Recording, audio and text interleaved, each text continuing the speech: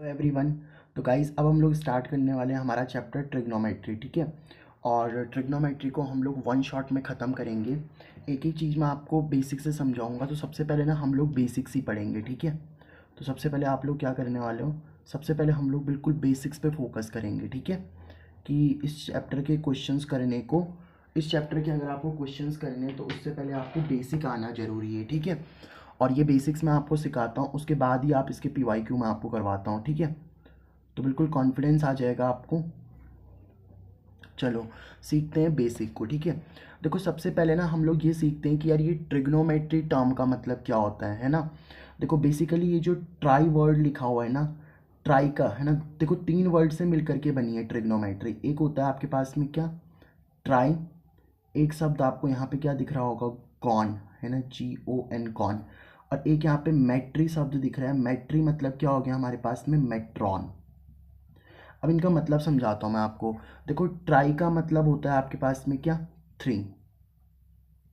Gone का मतलब क्या हो गया आपके पास में, साइड्स, है ना। और मेट्रॉन मतलब क्या हो गया आपके पास में, मेजरमेंट, मेजरमेंट। यानी कि इस बात का मतलब क्या है कि हमारे पास में ज्योमेट्री की वो ब्रांच जिसमें हम लोग थ्री साइड्स वाले फिगर का मेजरमेंट करेंगे उसको हम लोग ट्रिग्नोमेट्री बोलेंगे। अब आपको पता है ना, जो आपका ट्राइंगल होता है, ट्राइंगल की कितने साइड्स होती हैं। जैसे मान लो ये आपके पास में कोई ट्राइंगल है ना। तो ये ट्राइंगल है तो क्या है आपके पास में, ABC, ये ट्राइंगल है आप लोगों का। तो ट्राइंगल की कितनी साइड है, देखो एक दो तीन साइड है। इसका मतलब हम लोग ट्रिग्नोमेट्री में देखो थ्री साइड्स के मेजरमेंट के बारे में हम लोग स्टडी करेंगे। तो ट्रिग्नोमेट्री में हम लोग क्या करते हैं, थ्री साइड्स के मेजरमेंट की स्टडी करते हैं। अब देखो ट्रिग्नोमेट्री में भी ना जो हम लोग ट्राइंगल की स्टडी करते हैं उसको हम लोग बोलते हैं यहाँ पे राइट एंगल ट्राइंगल। ठीक है, क्या बोलते हो आप लोग, राइट एंगल ट्राइंगल। अब मैं आपको ये समझाता हूँ पहले कि इस राइट एंगल ट्राइंगल का मतलब क्या है ना। देखो राइट एंगल ट्राइंगल एक ऐसा ट्राइंगल होता है, बना के दिखाता हूँ मैं आपको। जैसे मान लो मैंने ये एक ट्राइंगल बना दिया आपका, ठीक है। और ये ट्राइंगल है आपके पास में AB और C। तो ये हमारे पास में क्या है, यहाँ पे एक ट्राइंगल बना दिया आप लोगों ने। अब इस वाले ट्राइंगल का देखो अगर आप लोग, तो इस वाले ट्राइंगल का ये जो एंगल है ना आपके पास में, ये एंगल कितना है आप लोगों का, 90 डिग्री। और जिस भी ट्राइंगल का जो एंगल 90, अगर किसी भी ट्राइंगल में एक एंगल 90 डिग्री हो जाता है ना, तो उस ट्राइंगल को हम लोग क्या नाम देते हैं यहाँ पे, this is your right angle triangle, ठीक है। तो ये कौन सा ट्राइंगल है आपके पास में, राइट एंगल ट्राइंगल। तो राइट एंगल ट्राइंगल का मतलब समझ गए ना आप लोग, जिसका वन एंगल क्या होगा आपका, 90 डिग्री होगा, ठीक है। One angle is equal to 90 degree, ठीक है। तो चलो ये तो हमें समझ में आ गया कि ट्रिग्नोमेट्री में हम लोग राइट एंगल ट्राइंगल की स्टडी करते हैं। और राइट एंगल ट्राइंगल की ही स्टडी इसलिए करते हैं क्योंकि इसके हमारी डेली लाइफ में कई एप्लीकेशंस हैं, है ना। डे टू डे लाइफ में इनकी कई एप्लीकेशंस हैं। तो उन एप्लीकेशंस के बेस पे आप लोग क्या कर सकते हो, मैं आपको बताता हूँ इसकी एक एप्लीकेशन क्या है। जैसे मान लो कि आपके पास में क्या है ना, इस तरीके से एक बिल्डिंग है, ठीक है। एक सीधी बिल्डिंग खड़ी है, इसको मैंने बोल दिया A और B। ये आपके पास में क्या है, एक बिल्डिंग है, ठीक है। और मान लो कोई बॉय यहाँ पे इधर बैठा हुआ है, ठीक है। इधर बॉय है और इधर से यहाँ पे बिल्डिंग से कुछ दूरी पे खड़ा हो रखा है, ठीक है। बिल्डिंग से कुछ दूरी पे क्या हो रखा है, ये खड़ा हो रखा है, ठीक है। अब आप देखो जब ये वाला बॉय जब इस A बिल्डिंग को देख रहा होगा, है ना, जब ये इस A बिल्डिंग को देख रहा होगा इस तरीके से, तो ये एक एंगल बनाता हुआ दिख रहा होगा ना आपको। अगर मैं थोड़ा इसको पीछे कर दूं, अगर मान लो इस तरीके से बॉय यहाँ से उसकी आंखें देख रही है, मान लो इधर से वो देख रहा है, ठीक है। चलो बॉय यहाँ पे ना हो करके यहाँ से मान लेता हूँ मैं, इधर से वो देख रहा है आप लोगों का। तो जब वो देख रहा है तो वो एक एंगल बनाते हुए देख रहा है ना, मान लो। और वो एंगल कितने का बन रहा है, फॉर एग्जाम्पल आपका 45 डिग्री का बन रहा है। और मान लो वो जो इंसान है वो कितनी डिस्टेंस पे खड़ा हो रखा है यहाँ पे, है ना। तो वो कितनी डिस्टेंस पे खड़ा हो रखा है, मान लो कुछ भी है, 30 सेंटीमीटर की डिस्टेंस पे खड़ा हो रखा है, 30 मीटर की डिस्टेंस पे खड़ा हो रखा है, ठीक है। बिल्डिंग से 30 मीटर की डिस्टेंस पे खड़ा है। तो आपको बताना पड़ेगा कि यार इस बिल्डिंग की जो हाइट है ना, वो हाइट कितनी होगी। तो इस तरीके के क्वेश्चंस हम लोग करते हैं, जो हम लोग हाइट एंड डिस्टेंस, जो आपका चैप्टर है ना, हाइट एंड डिस्टेंस, या आपकी जो बुक में उसका यूज़ है वो है सम एप्लीकेशन ऑफ ट्रिग्नोमेट्री, ठीक है। उस चैप्टर से आप लोगों का है ना, एप्लीकेशन ऑफ ट्रिग्नोमेट्री वाला, तो उसमें हम लोग इसको करेंगे, ठीक है। इसके कॉन्सेप्ट को हम सीखेंगे वहाँ पे, ठीक है। अभी समझ नहीं आया कोई टेंशन नहीं, उसको भूल जाओ अगर नहीं आया, ठीक है। अभी आप इस पर फोकस करो, मतलब ट्रिग्नोमेट्री में जनरली हम लोग राइट एंगल ट्राइंगल की बातें करते हैं, ठीक है। अच्छा, इतना तो आप समझ गए। अब आप एक चीज़ देखो कि इससे ना कुछ टर्म्स रिलेटेड होती हैं। अब वो टर्म्स पहले मैं आपको सिखाता हूँ कि वो टर्म्स कौन कौन सी होती हैं, ठीक है। वो टर्म्स आप लोग सीख लो, ये चैप्टर आपको अच्छे से समझ आ जाएगा। जैसे मान लो ये हमने क्या करा, इस तरीके से मैंने एक राइट एंगल ट्राइंगल बना दिया, ठीक है। तो ये मेरे पास में एक राइट एंगल ट्राइंगल है ABC। अब आप बोल रहे हो राइट एंगल ट्राइंगल ऐसा ही क्यों बना रहे हो आप लोग, ऐसे नहीं बन सकता क्या? बिल्कुल बन सकता है, जैसी मर्जी आपकी है बनाओ। बस एक एंगल क्या होना चाहिए आप लोगों का, 90 डिग्री होना चाहिए, है ना। एक एंगल क्या होना चाहिए बस आपका, 90 डिग्री होना चाहिए, ठीक है। इसको मैं नाम देता हूँ कुछ, let it be, this is your DE और F। तो एक ट्राइंगल ABC है हमारे पास में, एक ट्राइंगल DEF है। अब आप इस ट्राइंगल में देखो, एक बात याद रखना हमेशा, देखो ये एंगल तो फिक्स हो गया ना 90 का। अब ये वाला जो एंगल है आपके पास में, दो एंगल बचे हुए हैं, या तो एंगल C बचा हुआ है, या तो आपके पास में एंगल क्या बचा हुआ है, A बचा है। फॉर एग्जाम्पल अगर मैं एंगल C को देख रहा हूँ, मान लो एंगल C पे जो ये बना हुआ है ना, ये थीटा एंगल बना हुआ है। थीटा मतलब ये 30, 45, 60, 90 कुछ भी हो सकता है। थीटा क्या होता है ना, थीटा हम लोग एंगल को रिप्रेजेंट करने के लिए बनाते हैं, ठीक है। तो थीटा क्या करता है, एंगल को बताता है। ये ग्रीक वर्ड, ग्रीक लेटर है, एक ग्रीक सिंबल है, सॉरी। तो एक ग्रीक सिंबल है जिसको हम लोग क्या करते हैं, जो एंगल को बताता है, ठीक है। अच्छा, तो देखो अब आपकी टर्मिनोलॉजी समझो। 90 के जो सामने होता है ना, 90 के सामने हमेशा क्या बनेगा आप लोगों का, हाइपोटेन्यूज बनेगा। तो 90 के सामने क्या होता है, हमेशा हाइपोटेन्यूज होता है। ये जो थीटा होता है ना, इस थीटा के सामने हमेशा क्या होगा आपके पास में, परपेंडिकुलर होगा, ठीक है। तो 90 के सामने इस तरीके से ये आपका हाइपोटेनस, थीटा के सामने वाला क्या हो गया, परपेंडिकुलर, और जो बच गया वो बन जाएगा आप लोगों का क्या, बेस, ठीक है। जो बचा है वो बन जाएगा बेस। सिमिलरली मान लो इस बार मैं थीटा यहाँ ना लेकर के यहाँ थीटा ले लेता हूँ, ठीक है। तो अब आप देखो 90 के जो आगे वाला होगा वो तो क्या बन जाएगा आपके पास में, हाइपोटेन्यूज बन जाएगा। This will be your hypotenuse. अब देखो 90 के सामने वाला हाइपोटेन्यूज हो गया ना। अब थीटा के सामने वाला देखो, तो थीटा के सामने वाला क्या बन जाएगा बताओ आप लोगों का, परपेंडिकुलर। तो थीटा के सामने वाला हो गया क्या आपके पास में, परपेंडिकुलर, और जो बच जाएगा वो क्या बन जाएगा आपके पास में, बेस, ठीक है। तो 90 के सामने वाला जो ये AC है ना, ये हाइपोटेन्यूज है। थीटा के सामने ये जो AB है ये परपेंडिकुलर, और ये जो BC है ये आपका बेस है। सिमिलरली इस वाले ट्राइंगल में देखो, तो 90 के सामने जो DF है ये हाइपोटेन्यूज है, थीटा के सामने EF है वो परपेंडिकुलर है, और जो DE है वो बेस है, ठीक है। तो ये मेरे को आपको सबसे पहले टर्मिनोलॉजी सिखानी थी, वो हमने सीख ली, ठीक है। ठीक है सर, इतनी बात आपको समझ में आ गई। अब हम लोग बात करते हैं यहाँ पे किसकी, जो हमारा मेन चैप्टर जिससे स्टार्ट होता है, that is your trigonometric ratios. Trigonometric ratios. अब सर ये ट्रिग्नोमेट्रिक रेशियोज क्या होते हैं, देखो मैं आपको समझाता हूँ कि ट्रिग्नोमेट्रिक रेशियो क्या है। आपने ना रेशियो तो समझते हो ना, जैसे आप 2:3 लिखते हो इस तरीके से, और 2:3 को मैं 2/3 भी लिख सकता हूँ, एक बात याद रखना, ठीक है। अच्छा, जैसे मान लो आपके पास में A:B लिखा हुआ है, तो इसको आप लोग क्या लिख सकते हो, A/B लिख सकते हो, इस तरीके से कह रहा हूँ मैं, ठीक है। अब देखो इन्होंने क्या करा, इन्होंने बोला कि अगर हमारे पास में क्या है, एक ट्राइंगल है इस तरीके का, लेट से हमारे पास में, क्योंकि हम लोग ट्रिग्नोमेट्री में क्या करते हैं भाई, जनरली ट्रिग्नोमेट्री में हम लोग राइट एंगल ट्राइंगल की स्टडी करते हैं। तो इस वाले एंगल को मैंने बोल दिया दिस इज़ योर 90 डिग्री, ठीक है। और कहीं पे भी आपका थीटा बना देते हैं, लेट से यहाँ पे आपका एंगल बन रहा है थीटा। तो आपको टर्मिनोलॉजी तो समझ में आती है। 90 के सामने जो होगा वो क्या बन जाएगा आप लोगों का बताओ, हाइपोटेन्यूज, ठीक है।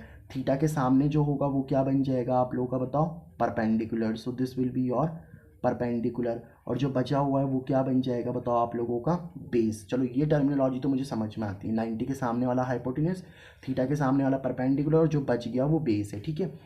अब आप एक काम करो, देखो यहाँ पे जब आप इन तीन साइड का इस्तेमाल करोगे ना, तो तीन साइड का इस्तेमाल करके जो हमारे साइंटिस्ट लोगों ने इन तीन साइड्स का इस्तेमाल करा ना, तो वहाँ पे 6 ट्रिग्नोमेट्रिक रेशियोज बने, ठीक है। कितने ट्रिग्नोमेट्रिक रेशियोज बने आपके, 6 ट्रिग्नोमेट्रिक रेशियोज बने। अब ये 6 ट्रिग्नोमेट्रिक रेशियोज कैसे बनते हैं मैं आपको समझाता हूँ। देखो पहले तो आप लोग ना इसके लिए ट्रिक याद कर लो। ट्रिक क्या है हमारे पास में, ट्रिक है पंडित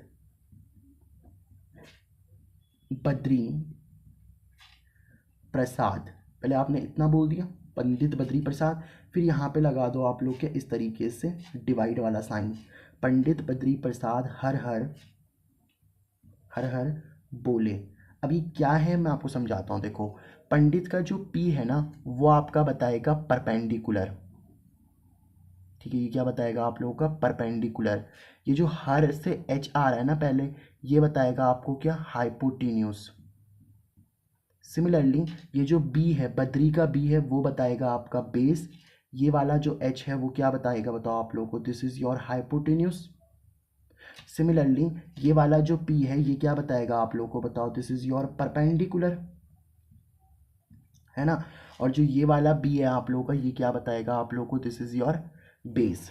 ठीक है, तो ये हमारे पास में क्या हो गई आप लोगों की तीन मैंने आपको सारी टर्म समझाई। अब इसका मतलब क्या है मैं आपको समझाता हूँ। देखो जो पहला हमने क्या बोला कि अगर आप लोगों ने क्या करा, कभी भी आपने परपेंडिकुलर लिया, ठीक है, कभी भी आपने क्या करा परपेंडिकुलर ले लिया और परपेंडिकुलर को डिवाइड कर दिया आप लोगों ने हाइपोटेन्यूज से, ठीक है, परपेंडिकुलर को किससे डिवाइड कर दिया आप लोगों ने, हाइपोटेन्यूज से। तो परपेंडिकुलर को जब हाइपोटेन्यूज से डिवाइड करोगे तो हमेशा ना आपको एक कांस्टेंट वैल्यू मिल रही थी। मतलब परपेंडिकुलर और हाइपोटेन्यूज को जब हमने डिवाइड किया ना तो उसको हमने बोला कि एक वैल्यू आपको मिल रही थी जिसको हमने नाम दे दिया साइन। और क्योंकि देखो यहाँ पे एंगल थीटा चल रहा है ना, तो आपने बोल दिया this is your sine theta. तो पहला ट्रिग्नोमेट्रिक रेशियो कौन सा आया आपके पास में, ट्रिग्नोमेट्रिक रेशियो समझ रहे हो। देखो ये परपेंडिकुलर लिखा हुआ है ना तो मैंने पी लिख दिया, हाइपोटेनस लिखा है तो एच लिख दिया, तो परपेंडिकुलर इज टू हाइपोटेनस ऐसा लिखा हुआ था, इसको आपने पी अपॉन एच लिख दिया।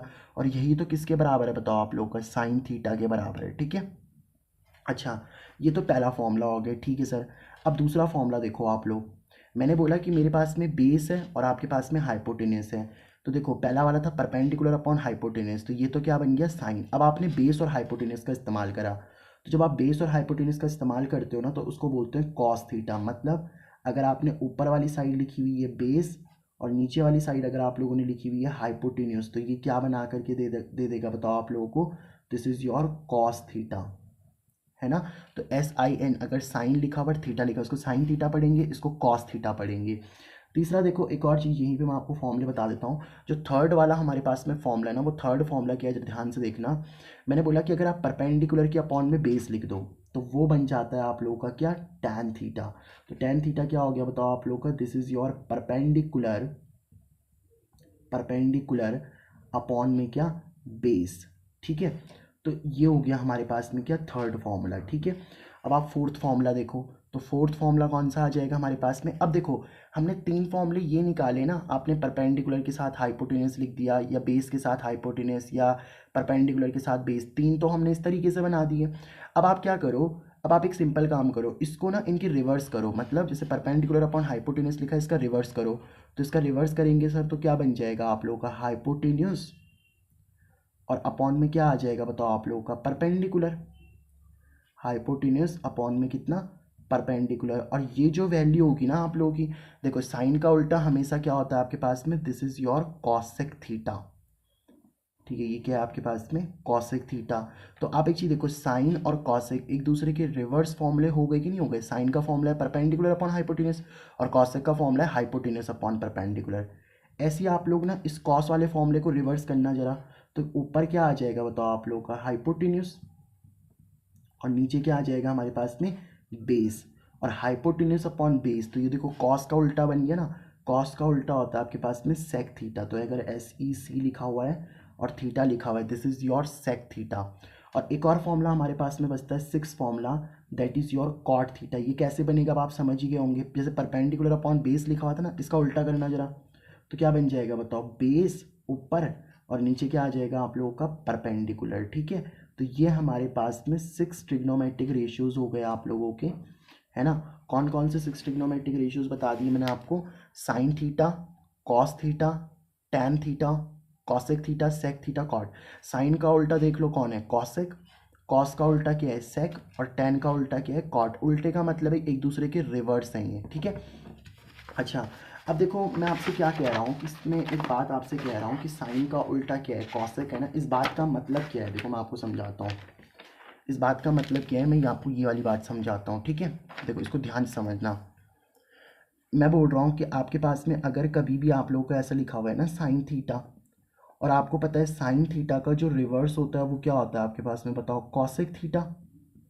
और कॉसेक थीटा का रिवर्स क्या होता है आपके पास में, साइन थीटा। ये हमने अभी पीछे देखा ना। सिमिलरली आप बोलोगे कि यार जो कॉस थीटा होता है, कॉस थीटा का उल्टा क्या होता है, बताओ आपके पास में, सेक थीटा। और सेक थीटा का उल्टा क्या होता है, कॉस थीटा। ठीक है, दो फॉर्मूले। अब तीसरा देखना, तीसरा क्या होता है हमारे पास में, टैन थीटा। तो टैन थीटा का उल्टा होता है आपके पास में कॉट थीटा, और कॉट थीटा का उल्टा क्या होता है आपके पास में, टैन थीटा। ठीक है, अब इनके उल्टे होने का मतलब है क्या, इसका मतलब ये है कि जो आपका साइन थीटा है ना, साइन थीटा, साइन थीटा को मैं क्या लिख सकता हूँ, बताओ, साइन, क्योंकि देखो साइन का उल्टा कॉसेक है ना, तो उल्टे का मतलब क्या है कि sine theta is equal to क्या लिख सकते हो आप लोग, cosec theta. Sine theta is equal to क्या लिख सकते हो आप लोग, 1/कॉसेक थीटा। तो सर साइन का उल्टा कॉसेक था और कॉसेक का उल्टा क्या था, साइन, तो मतलब कॉसेक थीटा को क्या लिख सकता हूँ बताओ मैं, कॉसेक थीटा को लिख सकता हूँ मैं 1/साइन थीटा। ठीक है, 1/साइन थीटा। तो पहला फॉर्मूला ये हो गया, दूसरा फॉर्मूला ये हो गया, क्योंकि साइन का उल्टा कॉसेक, कॉसेक का उल्टा साइन। थर्ड फॉर्मूला देखना जरा, कॉस का उल्टा सेक है, तो कॉस थीटा को क्या लिख सकता हूँ बताओ मैं, कॉस थीटा को लिख सकता हूँ मैं 1/सेक थीटा। तो cos theta is equal to क्या लिख सकते हो बताओ आप लोग, 1/सेक थीटा। और sec theta is equal to क्या लिख सकते हो बताओ आप लोग, क्योंकि कॉस का उल्टा सेक था ना, और सेक का उल्टा कॉस है, तो sec theta is equal to क्या लिखा जा सकता है बताओ आप लोगों का, 1/कॉस थीटा। ठीक है, सिमिलरली देखो टैन का उल्टा कॉट है और कॉट का उल्टा टैन है, तो इसको कैसे लिख सकते हो बताओ आप लोग, इसको मैं ऐसे लिख सकता हूँ, ध्यान से देखना, tan theta is equal to 1/ क्या, कॉट थीटा, क्योंकि टैन का उल्टा कॉट है ना। और सिमिलरली आप लोग देख लो कि कॉट का उल्टा टैन है, तो cot theta is equal to मैं क्या लिख सकता हूँ बताओ, 1/टैन थीटा। अच्छा, दो और इम्पॉर्टेंट फॉर्मूले होते हैं, वो भी मैं आपको समझा देता हूँ। देखो, एक फॉर्मूला हमारे पास में ये होता है, कौन सा, कि जो आपका टैन थीटा होता है ना, टैन थीटा, टैन थीटा को मैं ये भी लिख सकता हूँ साइन थीटा अपॉन में क्या, कॉस थीटा। अब आप बोलोगे यार ये फॉर्मूला कहाँ से आया है, पहले फॉर्मूले समझ लो, फिर मैं आपको इसका प्रूफ भी बता दूंगा अभी, देखो। और एक फॉर्मूला और होता है हमारे पास में, that is your cot theta. देखो, टैन का उल्टा कॉट होता है ना, तो अगर टैन का फॉर्मूला ये है तो कॉट का फॉर्मूला इसका अपोजिट हो जाएगा, यानी कि कॉस, कॉट का फॉर्मूला क्या हो जाएगा, कॉस थीटा अपॉन में क्या, साइन थीटा। ठीक है, अच्छा मैं इससे पहले आपको ना एक इम्पॉर्टेंट बात बता देता हूँ, जरा ध्यान से उसको समझना। जैसे मान लो ऐसा लिखा हुआ है 2/3/5, तो देखो ये आपके पास में एक नंबर लिखा हुआ है, पूरा होल नंबर लिखा हुआ है, मतलब पूरा नंबर लिखा हुआ है ना एक, और ये आपके पास में एक फ्रैक्शन लिखी हुई है। तो जब भी ऐसा होता है ना कि नंबर के अपॉन में फ्रैक्शन हो, तो क्या कैसे सॉल्व करें। और ऐसा भी हो सकता था कि 3/5 लिख दे और उसके अपॉन में 4 लिख दे, मतलब अब आपकी देखो ऊपर क्या आ चुकी है बताओ आप लोग की, फ्रैक्शन, और नीचे क्या आ चुका है आप लोगों का, नंबर। अच्छा, दो केस हो गए हैं ना, पहला केस ये है, दूसरा केस ये, तीसरा केस समझना। मान लो ऐसा लिख दिया 3/4 और 4/5। अब ध्यान से इसको देखना, ये आपके पास में क्या है बताओ, दिस इज अ फ्रैक्शन, और ये भी क्या है आप लोगों की, फ्रैक्शन। अब ये क्या चीज़ है, इसको समझते हैं। देखो, पहला वाला केस अगर आप देखो तो मैंने बोला तीन केसेस बन सकते हैं, नंबर के अपॉन में फ्रैक्शन आ सकती है, या फ्रैक्शन के अपॉन में नंबर आ सकता है। सिमिलरली फ्रैक्शन के अपॉन में फ्रैक्शन भी आ सकती है, तीन केसेस बनेंगे। तो आप कैसे सॉल्व करोगे, देखो पहला वाला देखो, पहला क्या बोल रहा है कि नंबर क्या दे रखा है 2, और उसके अपॉन में फ्रैक्शन में कितनी है 3/5। तो जब भी ऐसा होता है ना कि नंबर के अपॉन में फ्रैक्शन होती है, तो ये 5 ऊपर चला जाएगा इसके साथ मल्टीप्लाई होने के लिए, मतलब ये बन जाएगा 2 × 5 और नीचे 3, तो 2 5 से कितना हो गया 10/3, इस तरीके से। तो जब भी नंबर के अपॉन में फ्रैक्शन होता है ना, तो जो लास्ट वाला पार्ट होगा वो ऊपर जाके मल्टीप्लाई हो जाएगा। सिमिलरली इसको देखना जरा, मान लो मेरे पास में लिखा हुआ है 3/5 और अपॉन 4, ये वाला केस, फ्रैक्शन अपॉन नंबर वाला केस। तो इसको जरा ध्यान से देखो, तो अब इस केस में क्या होगा, इस केस में लास्ट वाला इधर मल्टीप्लाई हो जाता है, मतलब ये बन जाएगा 3 और साथ में क्या हो जाएगा 5 × 4, यानी कि 3/, में कितना 20। ये दूसरा केस हो गया।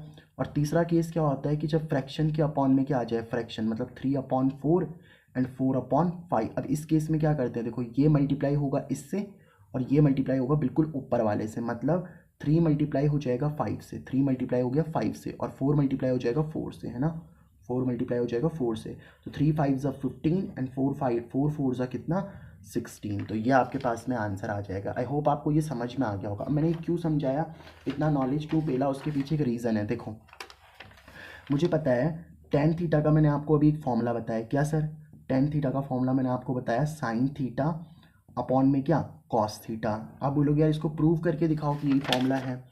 आप एक चीज़ ध्यान से देखो, जब मैंने आपको पीछे बताया ना, तो पीछे मैंने आपको क्या बताया था, ध्यान से देखना जरा। इसमें टेन थीटा का फॉर्मूला क्या बताया था आप लोगों को, टेन थीटा का फॉर्मूला बताया था परपेंडिकुलर अपॉन बेस, ठीक है सर। तो टेन थीटा का क्या फॉर्मूला है, टेन थीटा का फॉर्मूला है परपेंडिकुलर अपॉन में कितना बेस। तो मुझे बता साइन थीटा का फॉर्मूला क्या था, साइन थीटा का फॉर्मूला है परपेंडिकुलर अपॉन हाइपोटेन्यूज, तो साइन थीटा का फॉर्मूला है perpendicular upon hypotenuse. Cos theta का फॉर्मूला क्या है जरा देखना, कॉस थीटा का फॉर्मूला है बेस अपॉन हाइपोटेन्यूज, तो इसका फॉर्मूला है बेस अपॉन हाइपोटेन्यूज। अब देखो फ्रैक्शन के अपॉन में फ्रैक्शन आ गई कि नहीं आ गई, तो इसको इससे मल्टीप्लाई कर दो, इसको इससे मल्टीप्लाई कर दो, है ना। देखो ये भी एक फ्रैक्शन है और ये एक फ्रैक्शन है।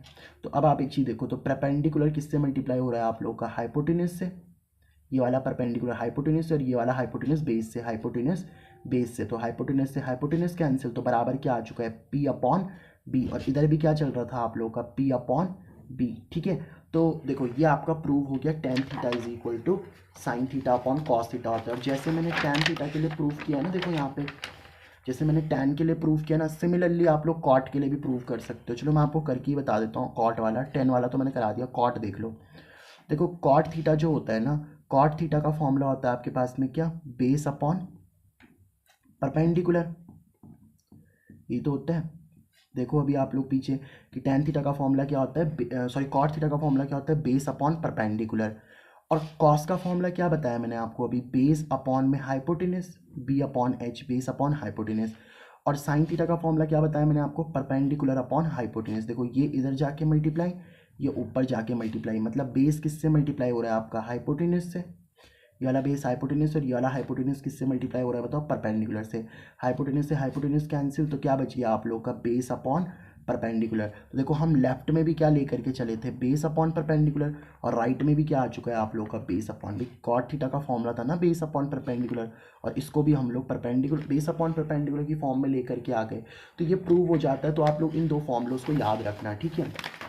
अब हम लोग आगे चलते हैं और डिस्कस करते हैं यहाँ पे अबाउट ट्रिग्नोमेट्रिक टेबल, ठीक है। तो ये आपके पास में ट्रिग्नोमेट्रिक टेबल क्या होती है उसको हम लोग समझ लेते हैं, ठीक है। ट्रिग्नोमेट्रिक टेबल, ट्रिग्नोमेट्रिक टेबल, ठीक है। अभी ट्रिग्नोमेट्रिक टेबल क्या होती है आपके पास में जरा ध्यान से देखना। ट्रिग्नोमेट्रिक टेबल में ना जो आपके पहले तो जो ट्रिग्नोमेट्रिक रेशियोज होते हैं उनको लिख दो। अभी मैं याद करा दूंगा आपको, टेंशन मत लो। ट्रिग्नोमेट्रिक जो रेशियोज हैं उनको लिखना है। तो ट्रिग्नोमेट्रिक रेशियोज कौन कौन से होते हैं आपके पास में, सर साइन थीटा होता है आप लोगों का, कॉस थीटा होता है हमारे पास में, टेन थीटा होता है आप लोगों का। अच्छा साइन का उल्टा क्या होता है बताओ आपके पास में, sine theta is equal to cosec theta. Cos का उल्टा क्या होता है बताओ आपके पास में, this is your sec theta. और टेन का उल्टा क्या होता है आपके पास में बताओ, कॉट थीटा। तो ये 6 ट्रिग्नोमेट्रिक रेशियो लिख दिया ना मैंने। साइन का उल्टा क्या लिख दिया यहाँ पे, कॉसेक। कॉस का उल्टा क्या लिख दिया, सेक। और टेन का उल्टा क्या लिख दिया बताओ आप लोगों ने, कॉट, ठीक है।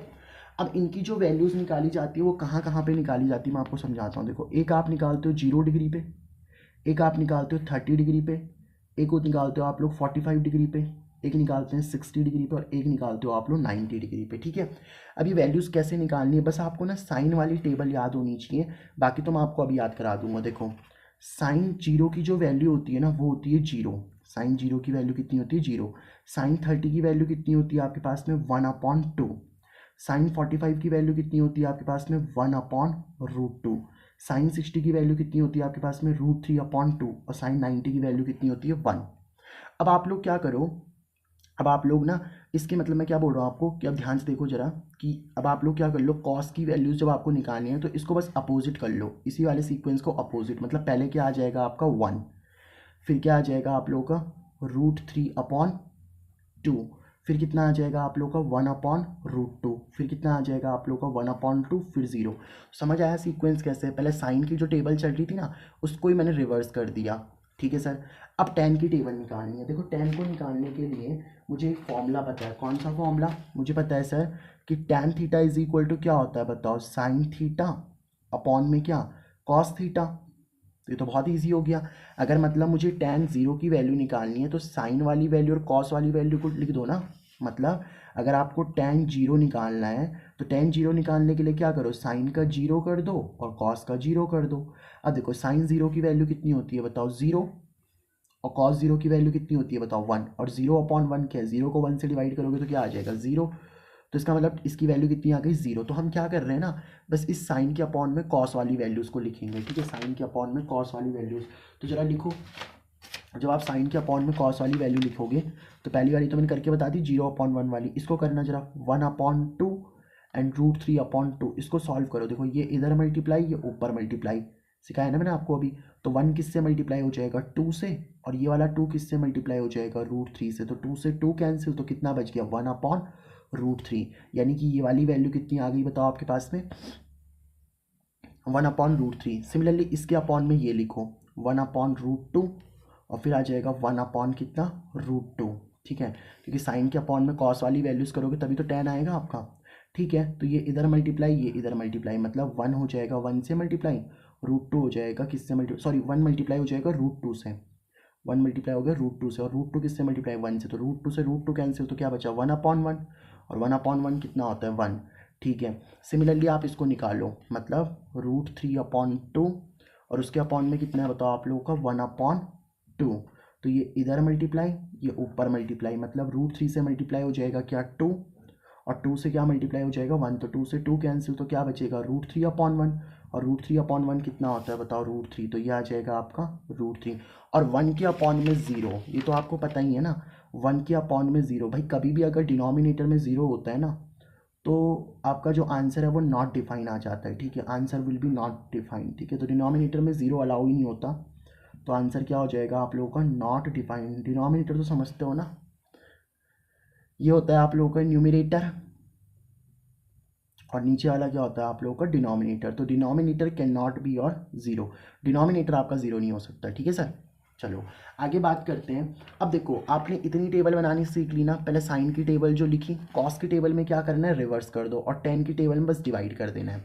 अब देखो कॉसेक किसका उल्टा होता है? साइन का। कॉसेक किसका उल्टा होता है? साइन का। तो जो साइन की वैल्यूज़ होगो उनको उल्टा कर दो। मतलब जैसे जीरो लिखा हुआ है, तो जीरो कैसे लिखा होगा? जीरो अपॉन वन से ना। जीरो को मैं जीरो अपॉन वन भी तो लिखता हूँ, क्योंकि जीरो को वन से डिवाइड करोगे तो जीरो ही तो आना है आंसर, है ना। तो इसका मतलब जीरो को जीरो अपॉन भी वन लिख सकता हूँ मैं, ये तो साइन की वैल्यू है ना जीरो। इसको उल्टा करना जरा, तो जीरो अपॉन वन का उल्टा क्या हो जाएगा? One upon zero. और वन अपॉन जीरो का आंसर क्या हो जाता है? Not define. तो इसका आंसर क्या हो जाएगा आपका? Not define. तो कॉसेक जीरो की वैल्यू कितनी होती है? Sorry sorry very very sorry, not define. कितना आ जाएगा आपका? Not define. ठीक है, अच्छा साइन के थर्टी की वैल्यू कितनी है? One by two. इसको पलट दो तो कॉसेक आ जाएगा। तो वन बाई टू को पलटना जरा, वन बाई टू को पलटोगे तो टू बाई वन हो जाएगा। टू बाई वन कितना होता है? टू। तो ये हो जाएगा two. One by root two का उल्टा क्या हो जाएगा बताओ? Root two upon one. और रूट टू अपॉन वन कितना हो जाएगा? Root two. ठीक है sir. Root three upon two का उल्टा, तो ये तो आप क्लियरली देख पा रहे हो, टू अपॉन रूट थ्री। अब वन का उल्टा तो क्या होगा भाई? वन को मैं वन अपॉन वन लिख सकता हूँ ना, और वन अपॉन वन तो वन ही होता है, उल्टा भी कर लो। अब कॉस का उल्टा क्या होता है? सेक। तो पहली वैल्यू वन है तो वन का उल्टा तो one. Root three upon two का उल्टा क्या हो जाएगा बताओ? Two upon root three. Similarly one upon root two का उल्टा क्या होगा? देखो वन अपॉन रूट टू का उल्टा होगा रूट टू अपॉन वन। और रूट टू अपॉन वन कितना होता है बताओ? Root two. तो ये आ जाएगा आपका root two. One upon two का उल्टा क्या होगा बताओ? वन अपॉन टू का उल्टा होगा टू अपॉन वन, यानी कि आंसर कितना आ जाएगा? टू। और जीरो है ना, देखो जीरो कैसे आया होगा? जीरो अपॉन वन करने से। और जीरो अपॉन वन का आंसर कितना होता है? जीरो ना। बट वन अपॉन जीरो का आंसर कितना हो जाता है? Not defined. आप अगर इसको पलटोगे तो ये आंसर कितना आ जाएगा बताओ आप लोग का? Not defined. ठीक है, आगे देखो कॉट। कॉट किसका उल्टा होता है? टैन का। तो देखो जीरो कैसे आई होगी आपके पास में वैल्यू? भाई जीरो आई होगी जीरो अपॉन वन करने से, और जीरो अपॉन वन का उल्टा क्या हो जाएगा? One upon zero. तो वन अपॉन जीरो मतलब कितना? Not defined. तो ये आ जाएगा आपके पास में not defined. One upon root three का उल्टा, भाई टैन का उल्टे होते हैं ना सारे कॉट, तो वन अपॉन रूट थ्री का उल्टा क्या हो जाएगा बताओ? Root three upon one. और रूट थ्री अपॉन वन कितना होता है? Root three. तो इसका आंसर आ जाएगा रूट थ्री। वन का उल्टा तो वन ही हो जाएगा। अब देखो रूट थ्री कैसे आया होगा? रूट थ्री आया होगा रूट थ्री अपॉन वन करने से, और रूट थ्री अपॉन वन का उल्टा कितना हो जाएगा? One upon root three. तो ये आ जाएगा 1/√3। अब देखो नॉट डिफाइन कैसे आया होगा, नॉट डिफाइन आया होगा जब 1 के अपॉन में 0 आ चुका होगा, है ना। तो 1 के अपॉन में 0 है तो नॉट डिफाइन है, तो 0 के अपॉन में 1 आएगा तो कितना आ जाएगा 0। 0 के अपॉन में कुछ भी हो जाए तो 0 ही रहता है ना, तो यहाँ पे कितना आंसर आ चुका है 0। तो ये हो गई आप लोग की ट्रिग्नोमेट्रिक टेबल जो आपको बिल्कुल क्रिस्टल क्लियर याद रखनी है, ठीक है। तो ये हमारे पास में आपको याद होनी चाहिए, फिर आप लोगों की कोई दिक्कत नहीं आएगी, ठीक है। अब इसके बाद 3 और फॉर्मूलेज है वो भी मैं आपको बता देता हूँ, फिर हम लोग PYQs अपने स्टार्ट करेंगे, ठीक है। तो देखो पहला फॉर्मूला क्या होता है आपके पास में कि कभी भी अगर आपको साइन स्क्वायर थीटा प्लस में कॉस स्क्वायर थीटा दे रखा है ना, तो sign square theta plus cos square theta किसके बराबर होता है बताओ आप लोगों का, 1 के बराबर। पहली आइडेंटिटी तो ये है। दूसरी आइडेंटिटी क्या है हमारे पास में बताओ, दूसरी आइडेंटिटी ये होती है कि 1 plus tan square theta is equal to क्या आएगा आपके पास में, सेक स्क्वायर थीटा, ठीक है। दो आइडेंटिटीज हो गई साइन स्क्वायर। अच्छा ये थीटा थीटा सेम होना चाहिए, मतलब अगर यहाँ पे 45 है तो इधर भी 45 होना चाहिए, इधर 60 है तो इधर भी 60 होना चाहिए, ठीक है। अच्छा आगे देखो, दो फॉर्मूलेज ये हो गए और एक और फॉर्मूला होता है हमारे पास में, दैट इज योर, है ना, 1 plus cot square theta is equal to cosec square theta. तो बस अब आप ये दो फॉर्मूलेज भी बिल्कुल लर्न करके रखना है, ठीक है। अब इन्हीं पे बेस्ड अब आपके क्वेश्चंस आने वाले हैं, ठीक है। तो ये हमारे पास में 3 फॉर्मूलेज हो गए, sine square theta plus cos square theta is equal to 1 plus tan square theta is equal to sec square theta, और 1 plus cot square theta is equal to cosec square theta, ठीक है। तो अभी देखो trigonometry chapter को पढ़ने के लिए जितना बेसिक रिक्वायर था ना वो सारा का सारा बेसिक मैं आपको सिखा चुका हूँ। अब हम लोग मूव ऑन करते हैं किस पे, क्वेश्चंस पे। अब देखो सबसे पहला क्वेश्चन आपका CBSE 2024 का ले रहा हूँ मैं। तो क्या बोल रहा है आपके पास में क्वेश्चन, जरा ध्यान से देखना। क्वेश्चन ये बोल रहा है, आप लोगों को इसका सॉल्यूशन करते हैं, पहले क्वेश्चन समझ लो। सो क्वेश्चन क्या बोल रहा है, क्वेश्चन बोल रहा है कि जो आपका साइन अल्फा है ना, ये जो सिंबल है ना ये अल्फा होता है, ठीक है। तो sine alpha is equal to क्या दे रखा है आप लोगों को, √3/2। ये किसकी वैल्यू दे रखी है आपको, साइन अल्फा की। और कॉस बीटा की वैल्यू क्या दे रखी है बताओ आप लोग की, कॉस बीटा की वैल्यू दे रखी है √3/2। तो हमें क्या निकालना है, tan अल्फा, और ये जो डॉट का साइन है मतलब ये मल्टीप्लाई है, मतलब आपको tan alpha into tan beta निकालना है, ठीक है। तो पहले आप एक चीज़ देखो, sine alpha is equal to क्या दे रखा है, √3/2, है ना। Sine alpha is equal to क्या दे रखा है, √3/2। मुझे आप ये बताओ, देखो साइन अल्फा ऐसे ठीक है, साइन की किसी की वैल्यू आई होगी ना √3/2, क्योंकि यहाँ साइन लिखा है तो साइन की किसी की वैल्यू आई होगी √3/2। अब आप इधर देखो और मुझे बताओ साइन के किस एंगल की वैल्यू √3/2 होती है। तो सर साइन 60 की वैल्यू कितनी होती है, √3/2। तो साइन 60 की वैल्यू कितनी होती है आपके पास में, √3/2। तो ये √3/2 कैसे आया होगा बताओ आप लोगों का, साइन 60 की वैल्यू से, मतलब साइन 60 की वैल्यू √3/2 होती है ना, ऐसे। अब आप देखो इधर भी साइन है इधर भी साइन है, एक दूसरे के साथ कैंसिल हो चुके होंगे ना, लेकिन कैंसिल करके बताना नहीं है कभी भी, साइन से साइन कैंसिल हो जाता है बट बताओ मत, ठीक है। साइन साइन कैंसिल हो गया, तो अल्फा इज इक्वल टू कितना निकल गया बताओ आप लोगों का, 60 डिग्री, ठीक है। इस तरीके, चलो अल्फा तो मिल गया आप लोगों को, ठीक है। अब यहाँ से देखो सिमिलरली आप यहाँ भी सोचो, कॉस बीटा ऐसी ठीक है, कॉस में यहाँ सोचो कॉस के किस एंगल की वैल्यू √3/2 आई होगी, है ना। तो ये देखो कॉस के किस एंगल की वैल्यू √3/2 होती है सर, cos 30 की, है ना। cos 30 की वैल्यू कितनी होती है हमारे पास में, √3/2, तो वो हम लिख लेते हैं। तो यहाँ पे cos के किस एंगल की वैल्यू √3/2 आई है बताओ आप लोग की, cos 30 की वैल्यू। तो यहाँ से देखो cos से cos क्या हो जाएगा, कैंसिल, तो बीटा इज इक्वल टू कितना आ जाएगा आप लोग का, 30 डिग्री, ठीक है। अब आपको जो फाइंड आउट करना है ना वो हम लोग कर लेंगे, ये अल्फा निकल गया बीटा निकल गया, तो आपको क्या निकालना था बताओ नाउ, हमें क्या निकालना था, हमें निकालना था tan alpha into tan beta. चलो निकाल देते हैं, देखो क्या है आपके पास में, tan अल्फा, अल्फा की वैल्यू कितनी आई है बताओ 60, इंटू मतलब डॉट मतलब इंटू 10, बीटा की वैल्यू कितनी आई है बताओ आपके पास में 30। अब देखना जरा tan 60 की वैल्यू कितनी होती है, tan 60 की वैल्यू होगी आपके पास में, आप याद कर लो इन वैल्यूज़ को। देखो मेरे को तो याद है ना बट आपको याद करनी है, मैं अभी आपको बस लास्ट टाइम बता रहा हूँ, आपको याद करनी है, ठीक है। tan 60 की वैल्यू कितनी होती है आपके पास में, √3। तो tan 60 की वैल्यू कितनी होती है आपके पास में, √3।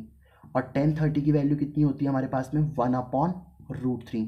तो √3 से √3 कैंसिल, तो आंसर कितना आ गया आप लोगों का, 1, ठीक है। So this is your answer, समझ आई आपको बात। तो ये हो गया आप लोगों का पहला क्वेश्चन, ठीक है। अब देखो अगला क्वेश्चन जो है ना आपके पास में, इसमें आपको इवैल्यूएट करनी है, ये वैल्यू इवैल्यूएट करके दिखानी है, ये भी CBSE 2024 का किसी सेट का क्वेश्चन होगा, ठीक है। अब इसका सॉल्यूशन करते हैं। देखो कैसे आप इसको सॉल्व करोगे। देखो 5 तो ऐसे ही ठीक है हमारे पास में। मुझे पता है जो tan 60 होता है ना, tan 60 की वैल्यू कितनी होती है बताओ आपके पास में, √3 है ना। तो आप ये वैल्यू याद कर लो, tan 60 की वैल्यू कितनी हो गई आपके पास में, √3। अब देखो साइन स्क्वायर 60 है ना। अच्छा एक बात मैं आपको बतानी भूल गया था, वो अभी सीख लो कि अगर आपके पास में कहीं पे ऐसा लिखा हुआ है ना साइन स्क्वायर थीटा, तो उसको हम लोग ऐसे लिख सकते हैं क्या, साइन थीटा का होल स्क्वायर। मतलब ये जो स्क्वायर होता है ना वो यहाँ पे ट्रांसफ़र हो जाता है। कभी भी ऐसा मत लिख देना साइन थीटा का स्क्वायर, नहीं ये गलत है।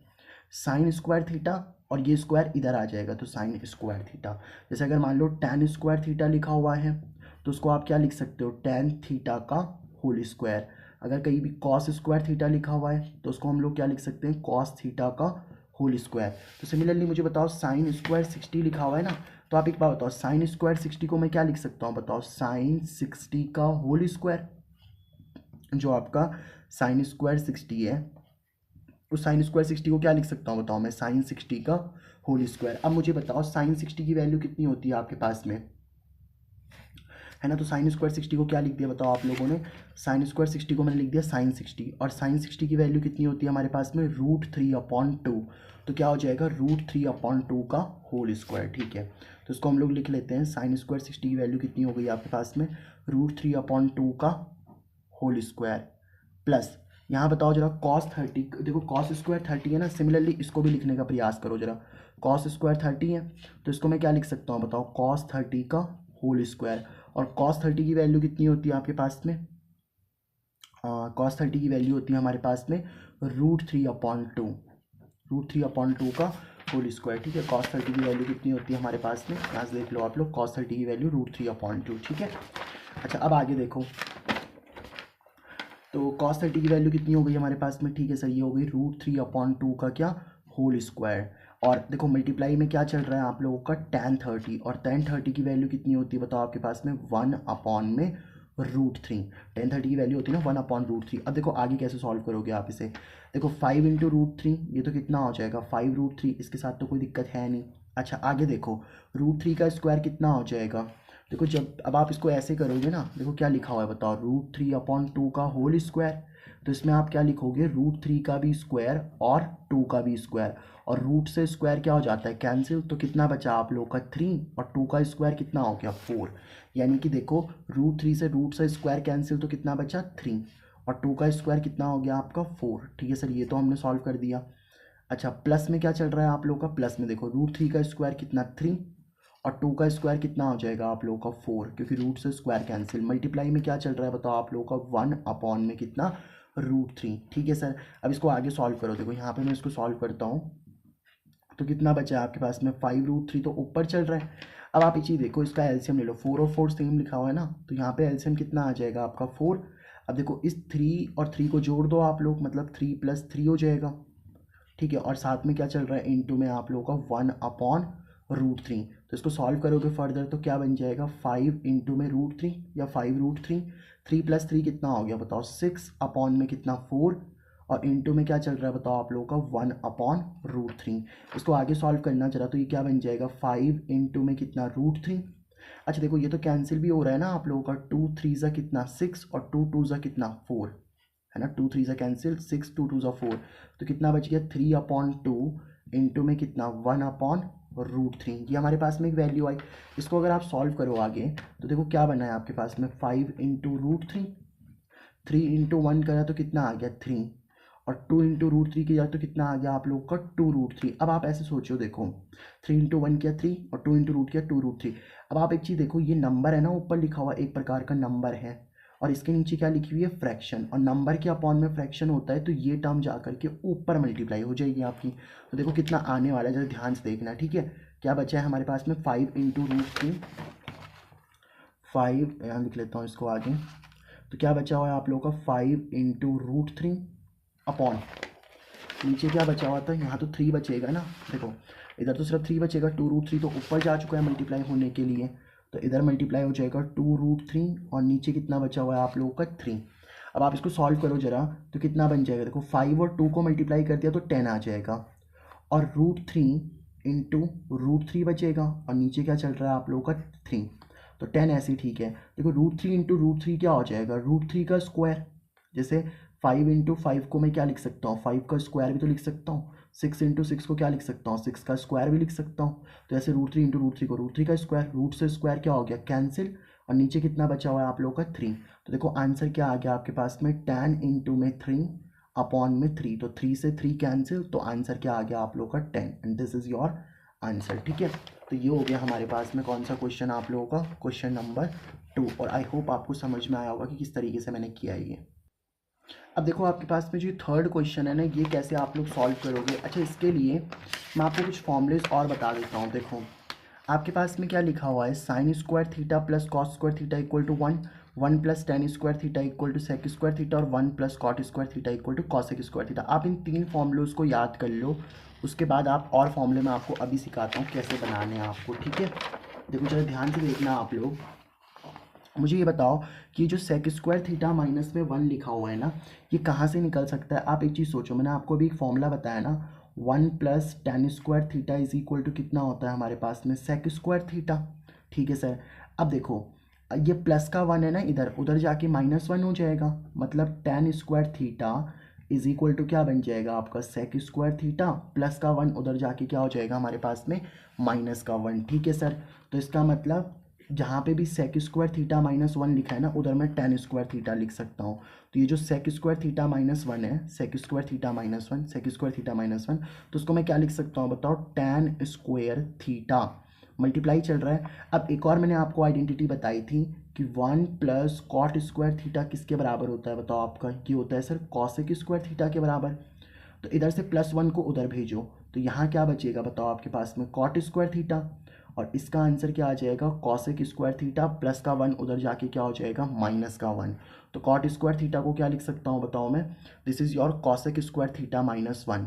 तो जहाँ पे भी कॉसेक स्क्वायर थीटा -1 लिखा होगा उसको हम लोग क्या लिख सकते हैं बताओ, कॉट स्क्वायर थीटा।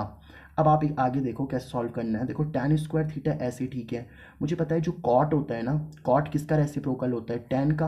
आपने ये तो पढ़ा ही है ना कि tan theta is equal to क्या लिख सकता हूँ बताओ मैं, 1 अपॉन कॉट थीटा, और कॉट थीटा इक्वल टू क्या लिख सकता हूँ मैं, 1 अपॉन टेन थीटा। ये तो लिख ही सकते हैं ना हम लोग, ये तो मैंने आपको सिखाया है कैसे लिखते हैं। ठीक है, तो अब आप एक चीज़ देखो, कॉट है तो कॉट को क्या लिख सकता हूँ, 1 अपॉन टेन, लेकिन यहाँ स्क्वायर चल रहा है ना, स्क्वायर, तो 1 अपॉन टेन स्क्वायर थीटा लिखना पड़ेगा। भाई अगर टेन होता तो मैं टेन लिखता, अब यहाँ पे 1 upon ten square theta, ten square theta से टेन स्क्वायर थीटा क्या हो जाएगा, कैंसिल, तो आंसर कितना आ जाएगा आपका 1, and this will be your answer. ठीक है, तो ये हो गया आप लोगों का क्वेश्चन नंबर 3। अब देखो हम लोग ये फोर्थ क्वेश्चन देखते हैं, इसको आप लोग कैसे सॉल्व करोगे। आप मुझे एक बात बताओ, क्या लिखा हुआ है, द वैल्यू ऑफ थीटा होगा, ये वेरी सॉरी ये थीटा है। ठीक है, the value of theta for which 2 sin 2 theta is equal to 1। तो आपको दे क्या रखा है, जरा इसको ध्यान से देखो, आपको दे रखा है 2 sin 2 theta is equal to कितना, 1। 2 sin 2 theta is equal to कितना, 1। तो मुझे बताओ sin 2 थीटा ऐसे ही ठीक है, ये 2 इसके साथ मल्टीप्लाई में ना उधर जाके डिवाइड हो जाएगा, तो sin 2 theta is equal to कितना आ जाएगा, 1/2।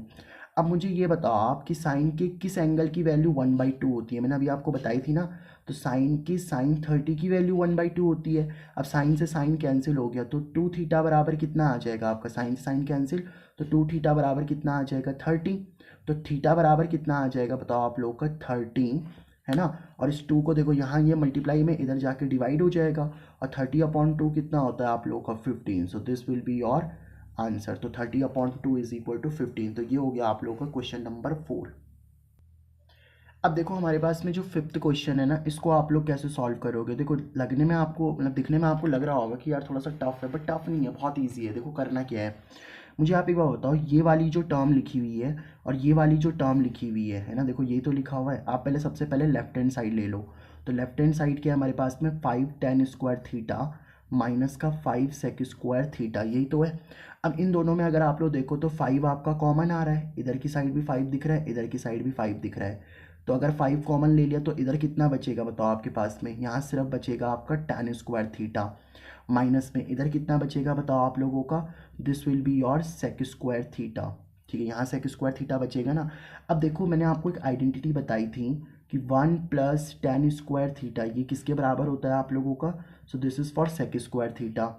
तो अगर मैं एक काम करता हूँ, ये प्लस का 10 उधर लेकर आऊँ तो यहाँ 1 बचेगा, तो क्या आ जाएगा, सेक स्क्वायर थीटा प्लस का टेन स्क्वायर थीटा उधर गया तो क्या बन जाएगा, माइनस का टेन स्क्वायर थीटा। इसका मतलब क्या है कि sec square theta minus tan square theta किसके बराबर होता है, 1 के। देखो 5 ऐसे ठीक है, tan square theta minus sec square theta किसके बराबर हो गया आप लोगों का, है ना।